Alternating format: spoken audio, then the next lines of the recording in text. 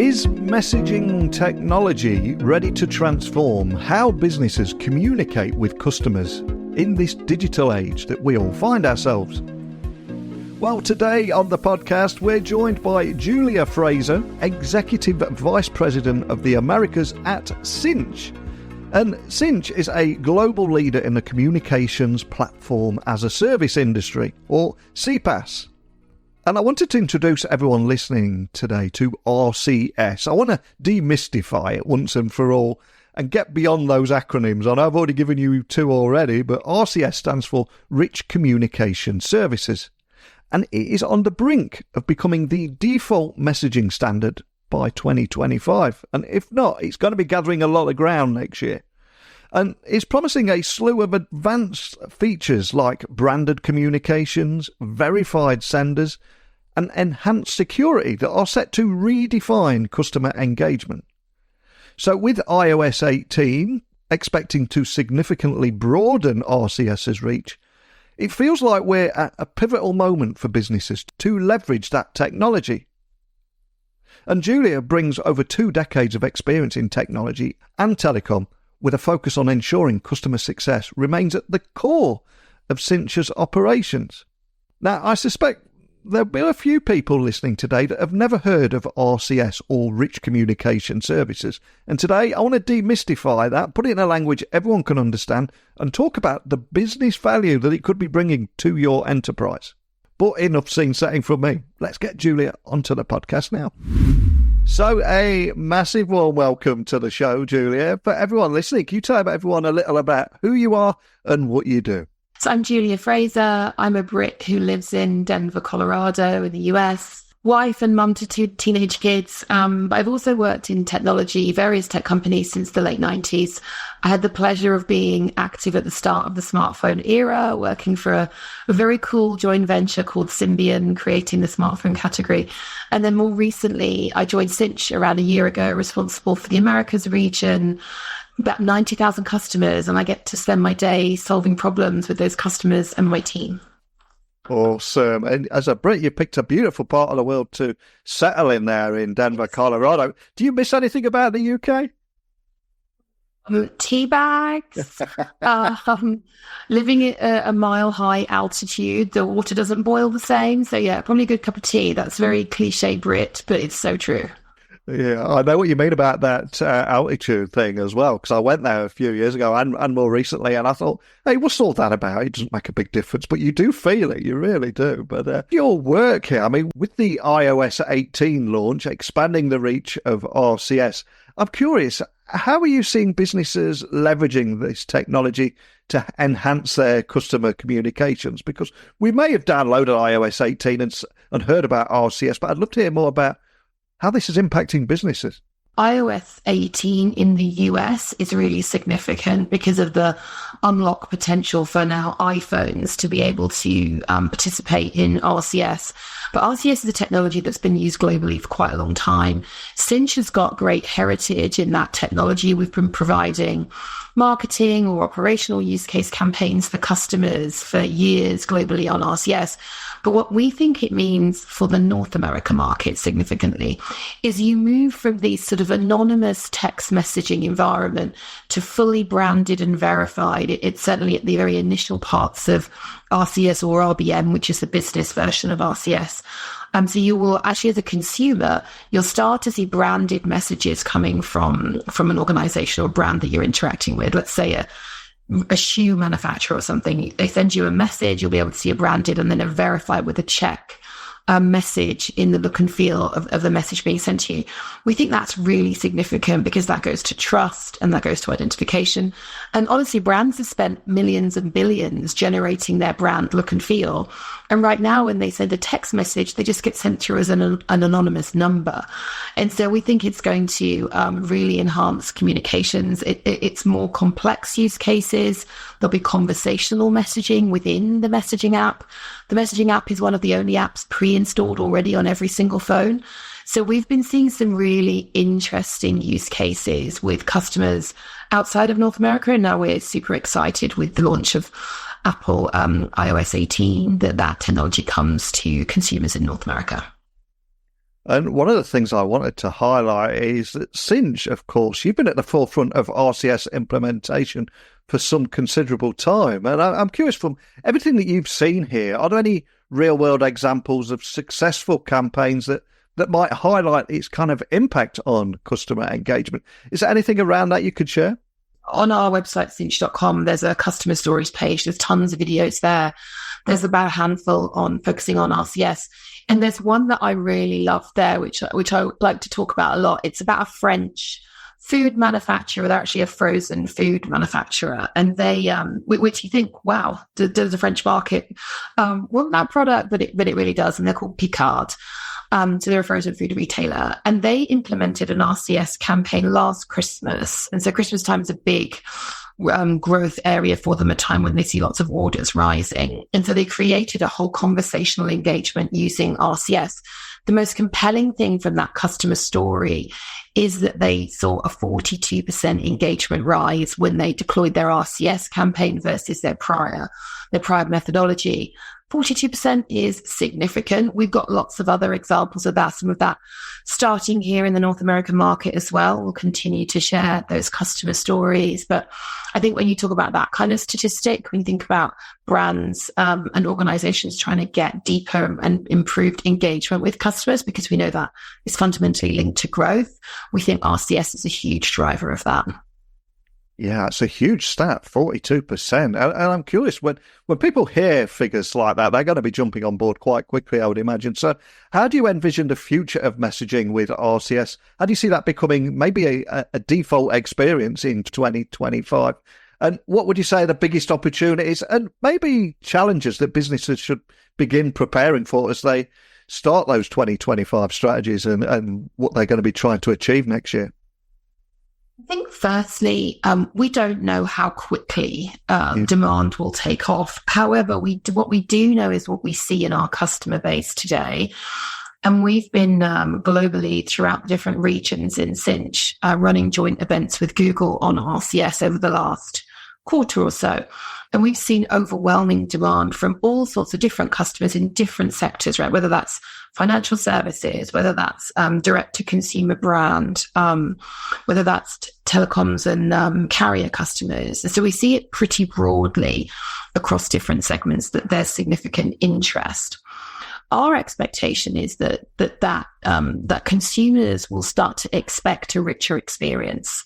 And you know what it's like, right? You start to see an improved experience from one brand that you're interacting with, you expect it from another, whether that's a direct consumer brand or a healthcare organization or, tons of different verticals that are engaged here. So we think, yes, it will become the default experience in time. Don't quite know what that in time means right now. We think, though, that the opportunities for those organizations and customers are huge, right? Just that 42% stat I mentioned earlier, we've got similar stats in different industries we could share. But the challenge, I think, for those customers is actually in the preparation, and it's actually having the content available and ready, whether that's the right images, the right look and feel, the right story, the engagement models. And then for the more complex use cases, how do customers include that technology and that RCS message in their overall customer engagement plan, probably through an omni-channel kind of strategy? And how do you link that into your call center and your contact center environment? Sinch does all of those things for enterprise customers today globally, but it's that planning that we think customers really need to think about now, because it's sort of gone from the days of I want to send a static number of character message to how do I link all the customer journeys and touch points together in a way that makes sense to my customer and delivers on my outcome. And so we've seen a rise in customers really spending more time in the planning element or phase of their execution plan to give them that great engagement rise on the back end. So many great points there. And I love what you're saying about experiences. And there's a great quote that the last best experience that any of us have anywhere becomes the standard expectation for what we expect to see everywhere. And I think we've all got examples of that in our personal life. And as an ex-IT guy, I've also got to mention that security and trust are key features in RCS. So that takes one less thing to worry about. But how are you at Sinch ensuring that businesses can also maintain that level of trust? with customers while also maximising the interactive capabilities of the platform. I would imagine it's quite a tricky or fine balance. Is that right? That's very true. We have rigorous approval processes for campaign vetting and all the standards that you would expect from an organization of our size and scale. We have deep and close relationship with carriers because they're part of the mix as well, right? They're the networks that are actually delivering and carrying the traffic. So security is at the front, and then that rigorous vetting and approval processes at the front end as well. We do think, and this is coming through really clearly in conversations we're having with customers about RCS, the value of that verification process between the carrier Google and then an aggregator like Sinch, and getting that verification tick message on the RCS message is going to have this inherent consumer value. And our expectation is that that check mark becomes de facto. And so, there's instances of phishing when you look at a text message and you think, oh, is that really my bank? That anonymous, short code, is that really Bank of America? Well, now as consumers be able to see that brand can only be registered in one place. It can only be registered through this rigorous process. And so we expect to be able to drive improved security and trust environment through deployment of RCS technologies. And of course, as we record this podcast, we're approaching the holiday season. And I've got to ask, what trends or predictions do you think you're seeing for Black Friday, Cyber Monday? All those emails are going to be bombarding our inbox over the next few weeks. And how can businesses best position themselves for success during this busiest time of the year? Yeah, it's really busy. We're already seeing growth now, right? So a little ways out from Thanksgiving and Black Friday, Cyber Monday. So we're a month or so ahead of that time.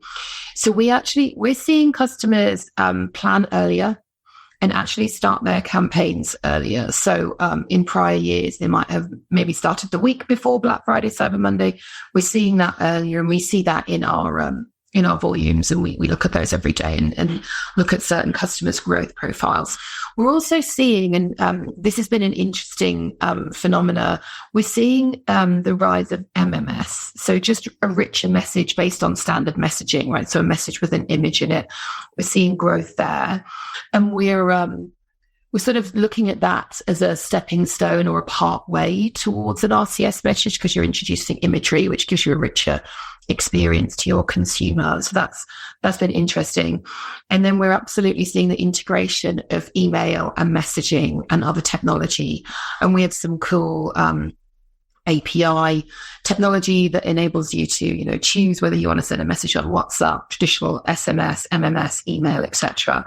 And so we're seeing more integrated planning. So brands are really looking at, do I want to send an email for this touch point versus an SMS versus an MMS? And that's been quite interesting to see different companies take decisions about how they sort of sequence the communication strategy around Black Friday, Cyber Monday. I do think, I'm a consumer too. And so I get a lot of messages from some brands, and some of those I act on, some of those I don't. The more compelling ones that have more content in them, I'm probably more likely to click and have a look. So we're seeing that richness come through. So it's an RCS trend anyway, but that's coming through on MMS for sure.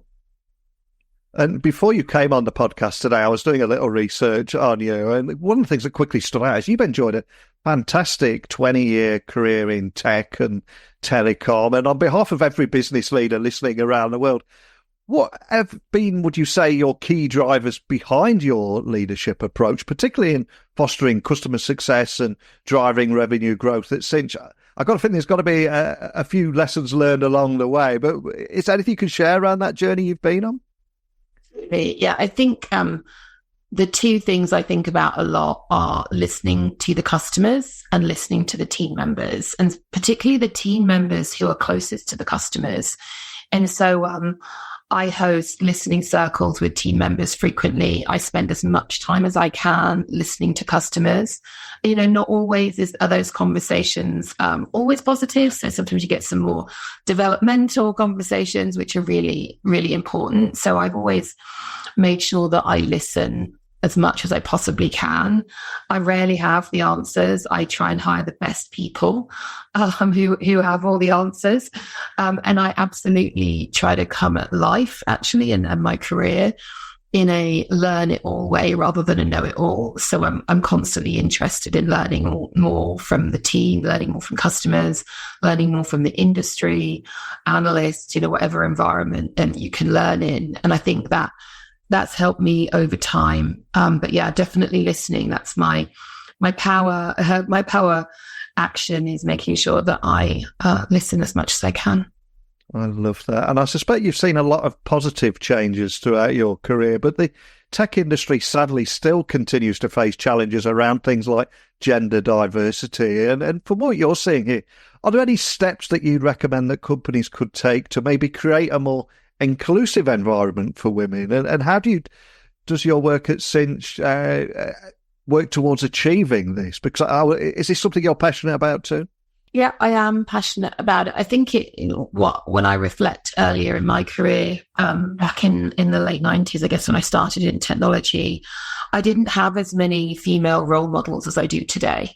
And the technology industry has definitely shifted.